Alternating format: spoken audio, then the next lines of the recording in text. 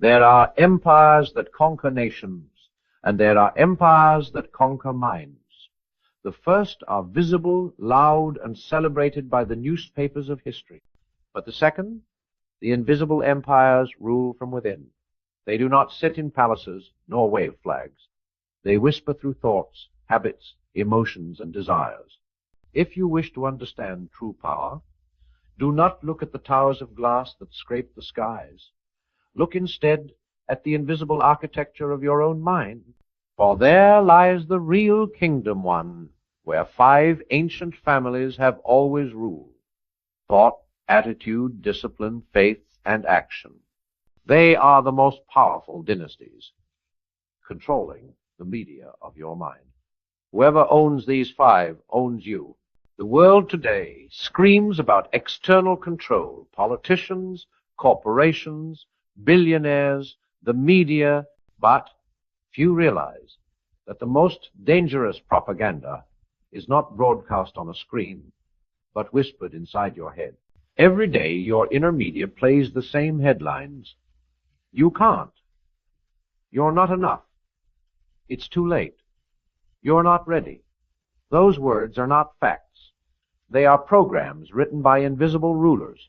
And until you learn to seize back the broadcasting tower of your mind, you remain a slave to the illusion of limitation.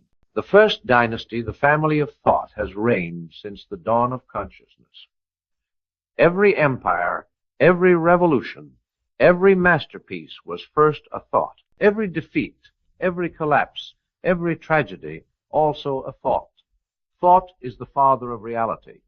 What you think consistently, you sculpt. Every human life is the sum of its dominant thoughts expressed through time. When you understand this, you stop blaming circumstance and begin to see yourself as the author of your own broadcast. You begin to realize that what you allow to repeat in your head becomes the frequency of your existence. Most people are victims of mental noise. Their minds are like crowded streets filled with vendors shouting opinions. They consume information like fast food, scrolling, comparing, complaining, envying. They live on borrowed voices. But the wise man, the awakened one, learns to guard his mental gates. He does not let every word enter his soul. He becomes selective, intentional. He chooses his thoughts the way a king chooses his advisors, because he knows that every thought is a seed, and what you plant today, you will inevitably harvest tomorrow. There is no such thing as thinking nothing. Even silence is full of suggestion. The only question is, who owns your mind's broadcast network? Are you the producer or just the passive viewer? The family of thought will either serve you or enslave you. It is neutral, but it demands leadership.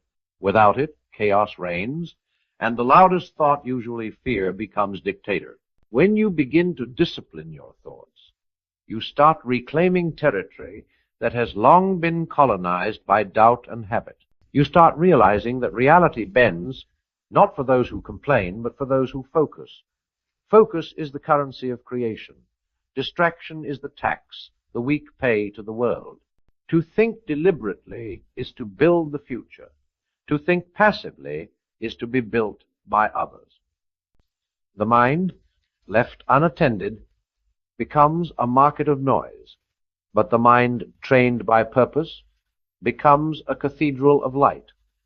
Yet even thought, with all its brilliance, is not enough, because a thought without the right attitude is like a sword without a hand. Attitude, the second great dynasty, determines how you wield the weapons of your mind. It is not what happens to you, but how you interpret it that defines your destiny.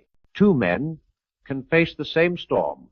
One curses it, the other learns to sail. The difference is attitude. Your attitude is the lens through which you experience the world. A bitter lens distorts beauty. A grateful lens transforms pain into wisdom. Life will test you. It will hand you disappointment, betrayal, loss. But it is your attitude that decides whether those become anchors or wings. Every setback is a message. Are you looking down, or are you looking through? C.S. Lewis once said that hardships often prepare ordinary people for extraordinary destinies. That is not poetic exaggeration. It is a law. You cannot become unbreakable until you are broken. You cannot learn faith until everything you rely on collapses. You cannot learn courage until fear is real. Your attitude toward trial determines whether you rise or rot. Look closely at the greats, every innovator, every saint, every conqueror of circumstance. They all shared one secret. They decided early that life would not dictate their spirit. They refused to be victims of emotion. They turned wounds into wisdom. They saw the world not as it is, but as it could be through faith. And that choice of attitude created reality around them. If thought is the architect, attitude is the atmosphere. Thought designs the structure, attitude fills it with light. The same house can feel like a prison or a sanctuary, depending on the atmosphere you bring into it. So too with life. You can spend your days complaining about the walls, or you can open the windows of gratitude. But attitude alone cannot carry the kingdom. Without the third family, the dynasty of discipline, your dreams remain poetry without performance. Discipline is the queen of creation. It is the silent power that separates wishers from warriors. Everyone wants success until it demands consistency. Everyone loves inspiration until it calls for sacrifice. Discipline is not punishment. It is respect for your own potential.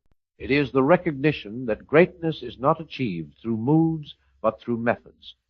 It is the art of showing up, especially when you don't feel like it. Because the world does not reward effort, it rewards execution. And execution requires discipline. C.S. Lewis once wrote that courage is not simply one of the virtues, but the form of every virtue at the testing point. Discipline is courage applied daily. It is courage to do what must be done, even when feelings rebel. Every morning you wake, you face two roads, the road of comfort and the road of conviction. One leads to momentary ease, the other to lasting freedom. Discipline is choosing the latter. Without discipline, your thoughts remain theories, and your attitude remains intention. But with discipline, vision takes form, ideas gain muscle, and faith becomes flesh. Discipline is what builds your inner empire. It is the system that keeps your mental media honest, focused, and consistent. Without it, the broadcast fades, the empire collapses, and the world takes over your programming once again. Yet even discipline is blind. Without faith, the fourth dynasty. Faith is the unseen electricity that powers every other force. It is not mere belief, it is conviction without evidence. It is the inner knowing that you are made for more, even when the world laughs. Faith is the refusal to let visible facts dictate invisible truth. The cynic will say, faith is foolish. But the fool is not the one who believes without proof. The fool is the one who refuses to act without certainty. Every discovery, every invention, every movement that changed history began as an act of faith. Someone saw what others could not. The bridge between impossible and inevitable is built by faith. Faith is not the absence of doubt. It is the mastery of it. It is the decision to walk even when the ground has not yet appeared. It is the whisper in the storm. Keep going. You were made for this. And yet, all these families, thought, attitude, discipline, faith, remain incomplete without the fifth, action. Because no empire survives without movement. Action is the heartbeat of destiny. It is where dreams cross the threshold into time. It is the proof that belief is alive. Many dream, few act. Because action exposes you, it reveals your weakness, your limits, your fears. But it also reveals your strength, your capacity, your divine design. The only thing worse than failure is never beginning. The graveyards are full of dreams, buried in hesitation. Action is how you tell the universe you are serious. It is how you demonstrate gratitude for the gift of potential. It is how you show that you believe enough to move. Every step, however small, becomes a declaration of power. I will not let my fear speak louder than my future.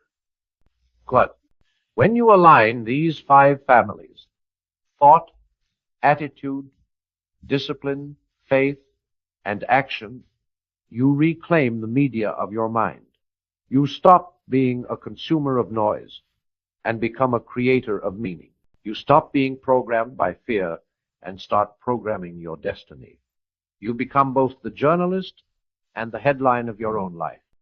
And here lies the secret most never grasped. The world outside mirrors the world within. You are not at war with the media. You are at war with your own mental broadcast.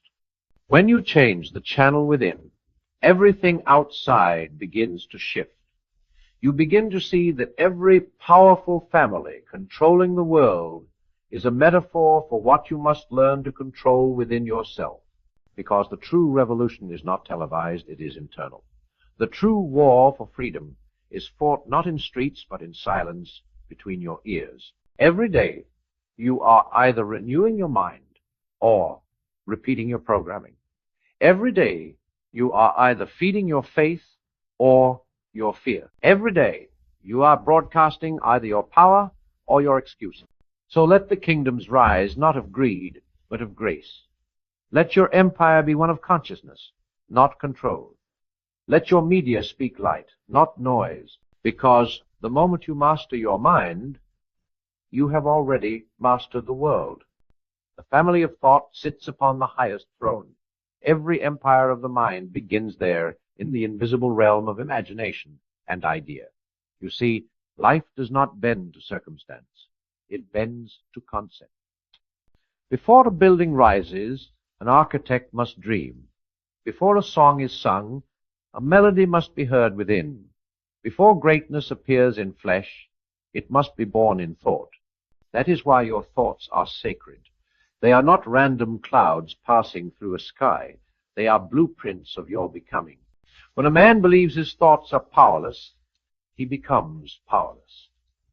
He drifts through life like a passenger on a ship without a compass, pushed by winds of fear, envy, and conformity. But when he learns that his thoughts are creative instruments, that every mental image, repeated with belief, becomes substance, he begins to live as a creator, not a consumer. The tragedy of modern man is not that he cannot think, but that he does not choose what to think about. His mind is constantly hijacked by trivialities, gossip, comparison, distraction. The media outside mirrors the media within. Chaos, controversy, and confusion.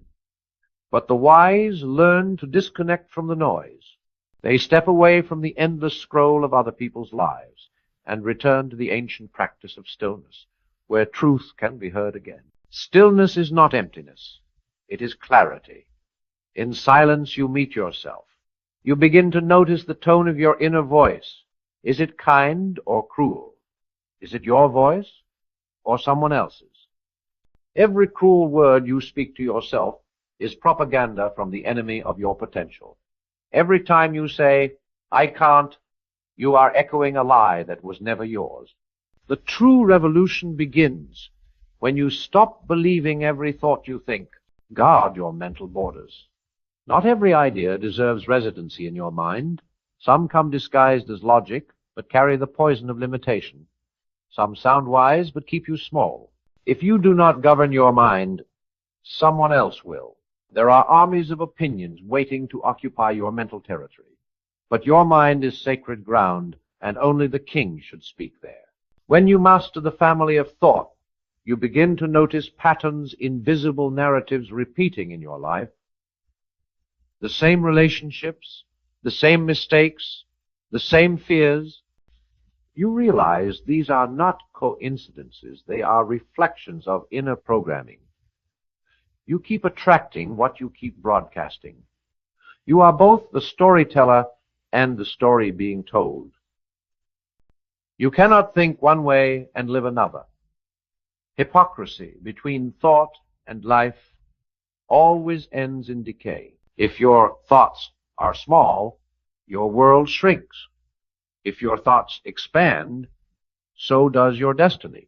That is why true wealth begins not in your wallet, but in your world view. Riches without rich thinking lead to ruin. Poverty of mind produces poverty of life. But when the mind becomes abundant, filled with gratitude, purpose, and clarity, the external world rearranges itself to match that frequency. But to think rightly requires more than intellect. It requires humility. Because truth is not created, it is discovered. The proud mind thinks it knows everything. The wise mind listens. And in that listening, ideas arrive like light through stained glass, refracted, beautiful, divine. The greatest ideas are not invented. They are received by minds quiet enough to hear eternity whisper. Yet even the purest thought will fade if not carried by the second dynasty, the family of attitude. For thought gives birth to vision, but attitude determines its temperature. You may have a great idea, a noble dream, but if your heart is cold, it dies before it blooms. Attitude is the climate of your soul.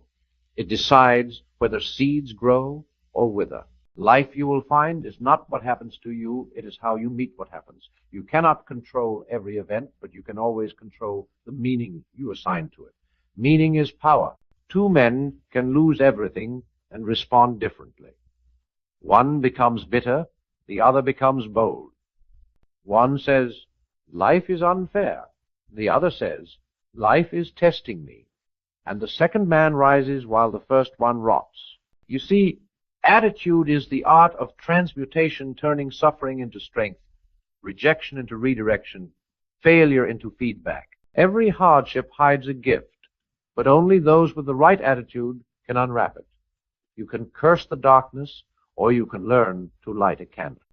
And the irony of life is this. Those who learn to bless their storms find themselves carried to shores others never reach. There is no power in pretending everything is fine. True attitude is not denial, it is dominion. It is the ability to look hell in the eye and still say, there is meaning here. It is faith's younger brother, stubborn, calm, and unyielding. It does not beg for easier paths. It builds stronger feet. It does not ask the world to shrink. It grows to fill it. Many people misunderstand positive thinking. They think it means ignoring pain. But no, it means refusing to surrender your interpretation of pain. The optimist does not live in illusion. He simply chooses a different narrative. He does not say, this didn't hurt. He says, this will not define me. That shift, that refusal to be conquered emotionally, is the first sign of greatness. C.S. Lewis once said, we are what we believe we are. And if that is true, attitude is the alchemy of identity. You become the tone of your inner speech. Speak hope, and you grow wings. Speak fear, and you grow chains. The soul, like the body, becomes what it consumes. Feed it bitterness, and it weakens. Feed it gratitude, and it glows. The family of attitude teaches us this sacred principle. Every emotion is a servant, not a master. Anger, sadness, fear, all are messengers, not monarchs. You are not your feelings. You are the one who feels them.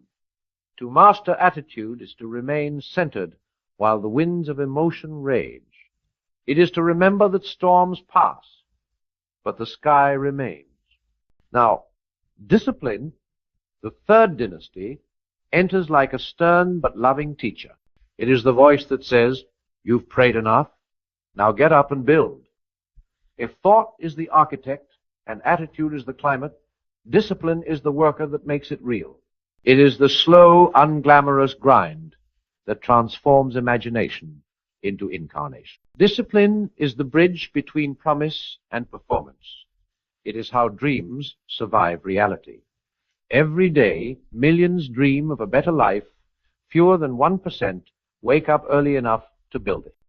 The world belongs to those who do what they said they would do, long after the mood has left them. Discipline is not born from motivation. It gives birth to it. Motivation is a spark. Discipline is the fire that keeps you warm through the night. Do not romanticize it. Discipline will hurt. It will demand more than you think you can give. It will break your excuses and expose your weakness. But in that pain, you will meet your power, because every act of discipline strengthens your character's spine. Every repetition builds self-respect.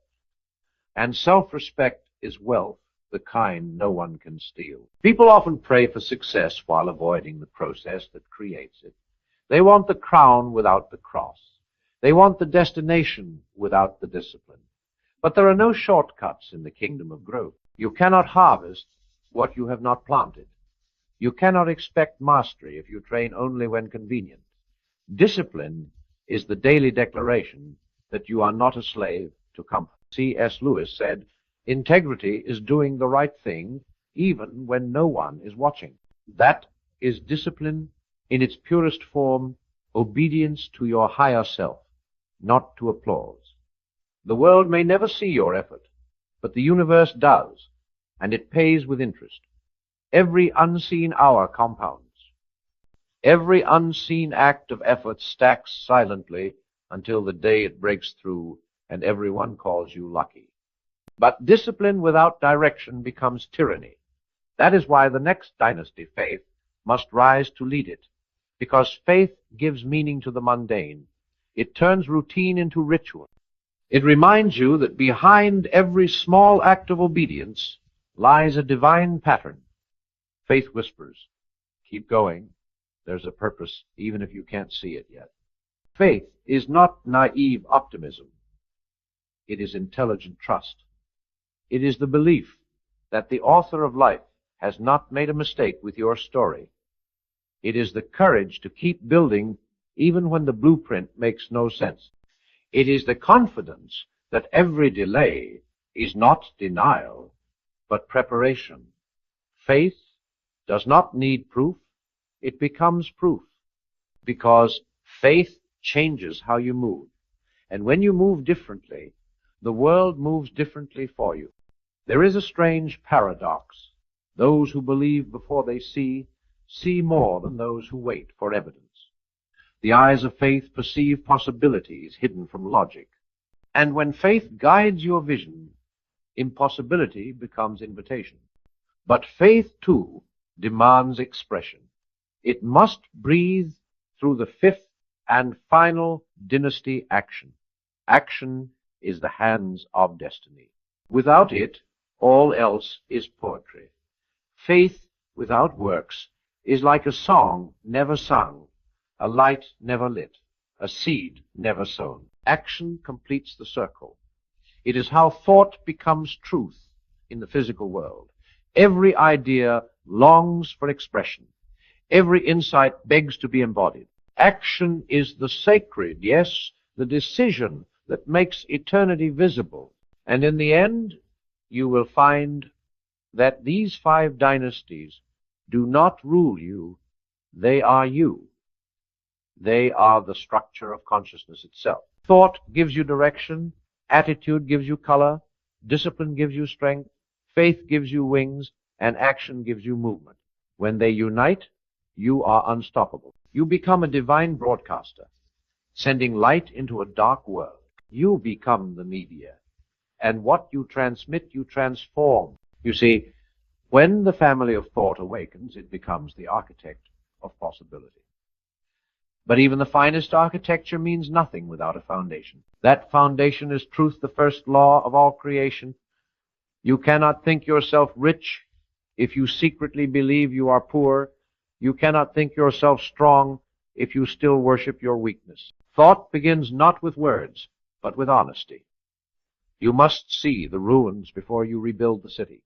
You must look your illusions in the eye and strip them bare. Most people never do. They decorate their prisons with slogans and call it peace. They repeat, "I'm fine," like a lullaby while their spirit starves.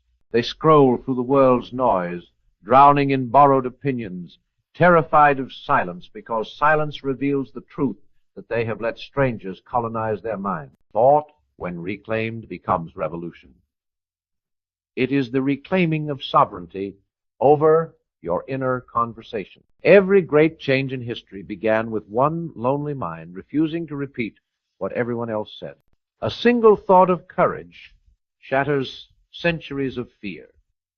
A single thought of love heals generations of hate.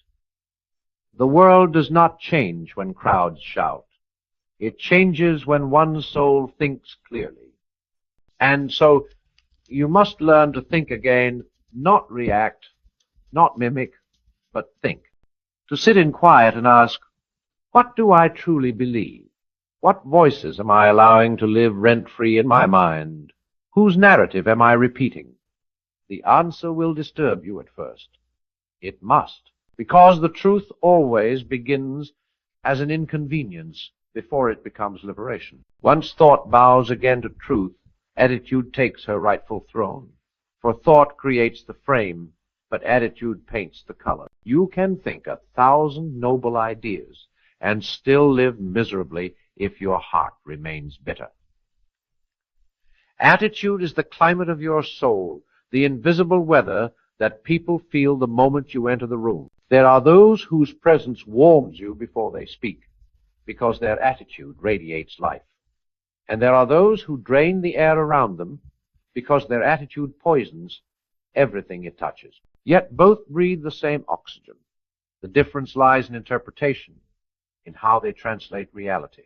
The negative mind is fluent in the language of blame. It turns every inconvenience into proof of persecution.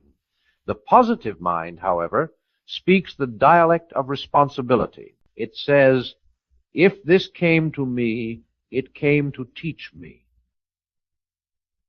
It refuses to curse the lesson simply because it arrived dressed as pain. Attitude does not deny darkness. It directs it. It takes what was meant for defeat and converts it into discipline. It is the spiritual chemistry of transformation. Pain becomes progress. Delay becomes design. Struggle becomes strength. There is a kind of nobility in those who suffer well. Not those who pretend everything is fine, but those who walk through fire with grace. They may limp, they may cry, but they never lose dignity, because they understand storms are temporary, but character is eternal. Attitude gives you altitude. It determines how far your thoughts can fly before gravity pulls them back. Every day you choose your altitude by choosing your attitude. And the secret? Gratitude. Gratitude is the breath of abundance. It turns ordinary days into miracles. It trains your heart to notice light even in the cracks of darkness. But to sustain gratitude, you need the backbone of the third family discipline. Discipline is love in action. It is proof that you take yourself seriously. To love your dream is easy. To serve it daily is divine. Discipline is the bridge between vision and manifestation. Without it, your good intentions decay into excuses. With it, even ordinary efforts become extraordinary results. The disciplined soul lives by principle, not by preference. While others wait for mood, he moves by mission. While others complain of pressure, he finds peace in purpose. His consistency terrifies the lazy because it reveals what they could be if they stopped negotiating with weakness. Discipline whispers what emotion forgets. Keep going. It teaches your hands to work even when your heart doubts. It transforms repetition into reverence, because every act of discipline, every early morning, every small sacrifice becomes a prayer. You are telling the universe, I am ready. Do not despise small beginnings. The oak was once an acorn. The masterpiece was once a blank canvas. The champion was once a trembling beginner. discipline turns beginnings into breakthroughs. But discipline without faith becomes mechanical. You start to grind instead of grow. You start to serve the schedule instead of the soul. That is why faith must return the dynasty that breathes life into all the rest. Faith is not naive optimism. It is radical trust. It is the refusal to let visible results define invisible worth. Faith says, even if I cannot see the harvest, I will keep sowing. Faith says, even if the world mocks, I will believe. You see, fear and faith both demand belief in something unseen, but fear believes in failure. Faith believes in possibility. The difference between misery and mastery is the object of your belief. Faith is the compass when logic collapses. It is the candle in the cave when you have no map. And here's the mystery. When you move in faith, doors appear that logic never saw, because faith creates the conditions for miracles. Do not confuse faith with comfort. Faith will often lead you into storms so you can learn to walk on water. It will strip you of false securities until only truth remains. And when that happens, you will realize what you thought was breaking you was, in fact, building you. And then comes the moment of action. Action is where heaven touches earth. It is where philosophy becomes flesh. It is where words stop being dreams and start becoming destinies. You can pray, plan, and prepare forever, but until you move, you are worshiping potential instead of fulfilling purpose. Action is sacred because it honors creation itself. The Creator did not think light into existence. He spoke. Thought became sound. Sound became light. That is the rhythm of reality. Think, believe, speak, act. Action is how you converse with destiny. It is how you tell life, I am serious. And life responds only to the serious. Every act, however small, creates ripples in eternity. When you act, you begin to see that failure is not your enemy, it is your instructor. Each mistake is feedback, not finality. Every rejection refines direction. The only true failure is hesitation. Great lives are not built on perfect plans, but on persistent progress. You do not need to know the whole path. You need only to take the next step, because motion creates revelation. Movement clarifies vision. The journey itself is the teacher. Action brings alignment. It unites thought, attitude, discipline, and faith into one force. It is the anthem of the awakened soul. I will not wait for permission. I will not wait for certainty. I will move now. And when you move, something mystical happens. Momentum becomes grace. People call it luck, but it is simply life-rewarding boldness. Every cause carries its effect. Every courageous step summons unseen allies. You see, those 5 families, thought, attitude, discipline, faith, and action, are not separate empires. They are organs of one body, instruments of one symphony. Together, they create the media of your soul, broadcasting a frequency that the universe cannot ignore. When your thoughts are pure, your attitude grateful, your discipline steady, your faith fierce, and your action bold, you become unstoppable. You do not chase success. Success gravitates toward you. You do not beg for opportunities, you attract them. Because you have become harmony itself, and this harmony radiates. It touches others. It transforms spaces.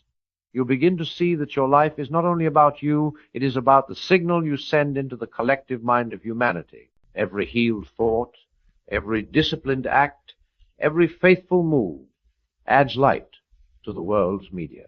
So the question is no longer who controls the media. The question is who controls me. And if you can answer, I do, then you have already broken every chain. When a kingdom is divided, it falls. But when the 5 families unite under one crown, an empire is born, an empire not of greed, but of greatness. The mind becomes the parliament of eternity, and you, its rightful monarch. For years you have lived as a refugee within your own consciousness, obeying thoughts that were not yours, bowing to fears you never chose, kneeling before illusions handed to you by a world addicted to noise. But that reign is ending. A new sovereign is rising, and it begins with awareness. Awareness is the great rebellion. It is the moment you realize that you are not the storm, you are the sky that contains it. You are not the noise, you are the silence in which it appears. Once you awaken to that, nothing external can truly enslave you again. The screens may lie, the world may shout, but inside you will know peace. Most people spend their lives building towers of appearance, hoping to be seen, to be liked, to be validated. They measure their worth by applause, not by authenticity. But every tower built on insecurity must eventually crumble.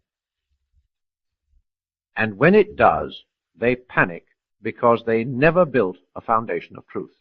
But you, if you have walked with thought, attitude, discipline, faith, and action, you are different. You no longer seek to be seen. You seek to see. You no longer need the world's permission to shine. You realize you were born luminous. This is where life begins to change, quietly at first, then all at once. Your inner world shifts, and the outer world rearranges itself to match. Opportunities that once seemed random now feel inevitable. People appear not by chance, but by resonance. You begin to understand the law of reflection. Life does not give you what you want. It gives you what you are. And so you stop chasing and start becoming. You stop complaining and start creating. You stop waiting for signs and realize you are the sign. The universe is not testing you, it is tuning you. Every challenge is a calibration of character. Every delay is a refinement of design. Then comes the deeper truth that wealth, real wealth, has never been about money. Money is merely the shadow of value. True riches flow from mastery of the self. You can inherit a fortune and lose it overnight if you have not yet learned the art of governance within. But a mind ruled by wisdom will turn even ashes into gold. To be rich is to possess inner equilibrium, the capacity to hold peace in the presence of chaos, to hold faith in the face of failure, to hold vision even when surrounded by doubt. The wealthy spirit multiplies everything it touches because it operates from abundance, not anxiety. It gives before it gains, trusts before it sees, and builds before it is believed in. This is the paradox of prosperity. Those who cling to it lose it. Those who give from it expand it. The miser hides his coin and starves. The creator spends his energy and multiplies it. You cannot outgive the infinite. Life replenishes the generous, yet even generosity without structure dissolves into exhaustion. That is why discipline must always stand guard beside faith. Discipline keeps devotion grounded. It prevents emotion from wasting power. Think of it as the spine of the soul. Without it, even the strongest heart collapses. And when faith and discipline walk together, miracles appear as the most logical outcome. Because miracles are not suspensions of natural law. They are the natural result of alignment. When your inner families are in order, the universe simply mirrors the harmony back to you. Do not misunderstand. Harmony is not comfort. To be in harmony with truth is to be at odds with mediocrity. You will lose friends. You will be misunderstood. The world does not always applaud those who choose integrity over image. But remember, comfort is the cage of kings. You were not born to be comfortable. You were born to be complete.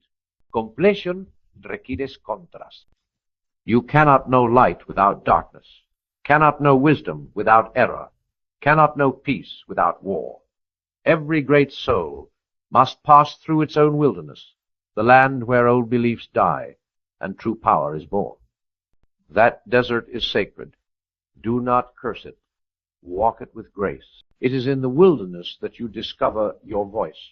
When no one claps, when no one believes, when every outer structure collapses, that is when the family of faith kneels beside you and whispers, "Now we see who you truly are." Do not rush this part. Stay in the silence until your heart begins to burn again, because fire needs friction, diamonds need pressure, souls need struggle. You are being forged, not forsaken. And when you emerge, you will not look different on the surface, the same eyes, the same hands, the same face, but something unspeakable will shine behind them. You will have authority. Not the loud kind that demands obedience, but the quiet kind that commands respect. Presence. Presence is power distilled. It cannot be faked, and it cannot be taken. It is earned by alignment when your thought, attitude, discipline, faith, and action speak the same language. The world feels it. Doors open for it. Chaos yields to it. Presence is what people mean when they say, "He walks with peace," or "She carries light." It is not charisma, it is coherence. When you are internally united, everything external bends toward your harmony. And from presence flows purpose. Purpose is not a task, it is a state of being. It is the natural fragrance of alignment. You don't have to search for it, you uncover it when you remove what is false. You find it the way a sculptor finds a statue in marble, by chipping away what doesn't belong. Your purpose is not hidden in the stars. It is hidden in your structure. When the five families rule as one, purpose emerges like dawn breaking over the horizon, and once you see it, you can never unsee it. From that day forward, everything changes. Work becomes worship. Pain becomes teacher. Time becomes sacred. You stop rushing. You start listening. You begin to sense the rhythm of the universe. Inhale, exhale, give, receive, rise, rest, begin again. Life stops being a battlefield and becomes a symphony. And yet a symphony requires a conductor. That conductor is awareness.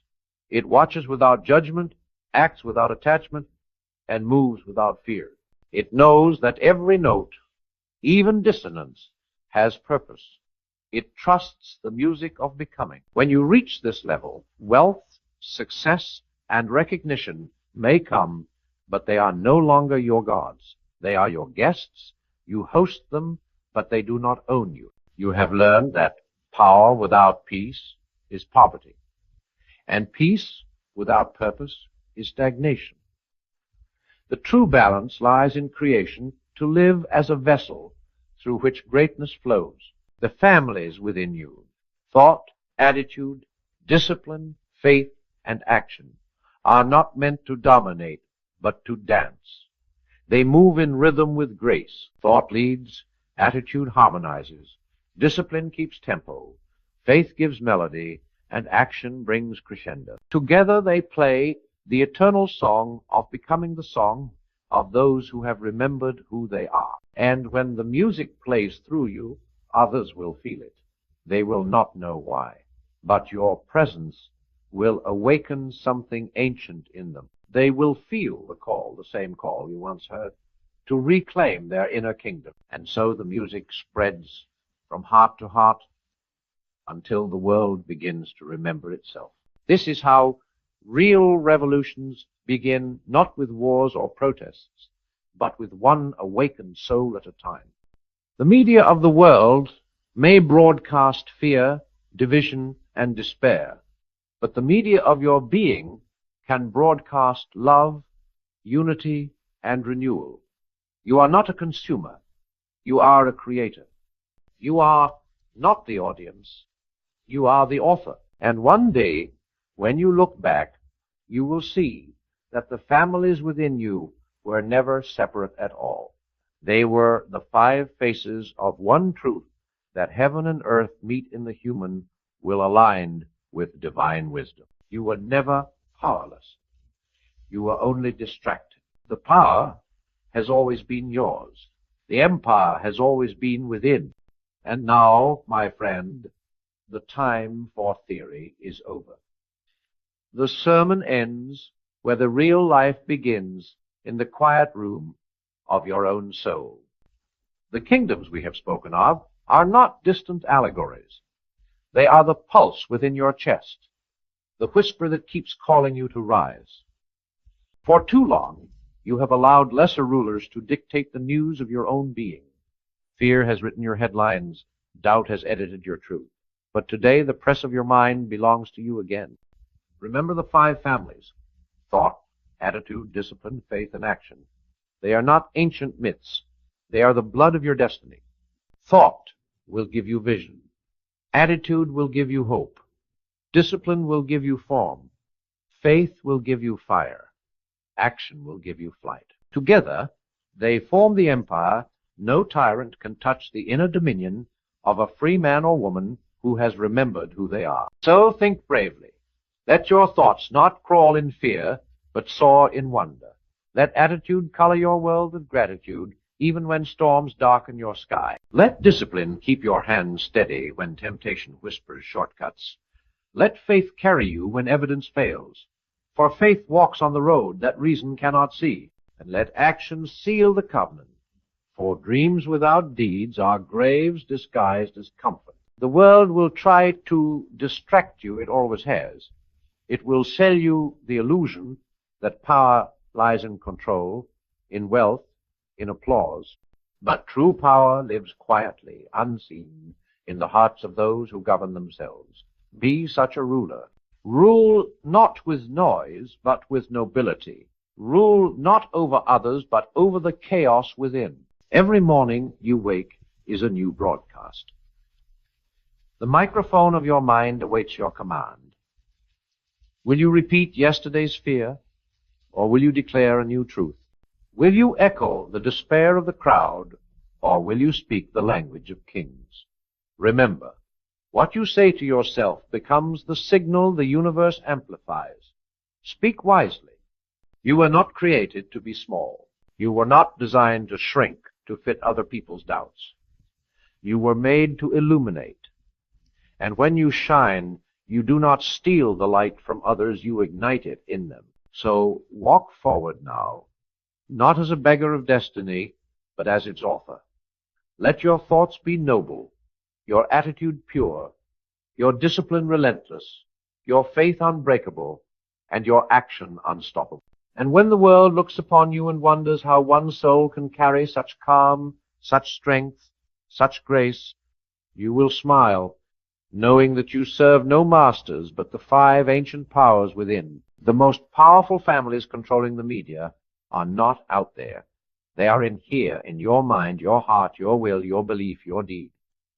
Guard them, honor them, unite them, and let their alliance broadcast a single, everlasting headline across the universe. The human spirit cannot be conquered. And when that truth becomes your daily news, your every breath will announce the victory.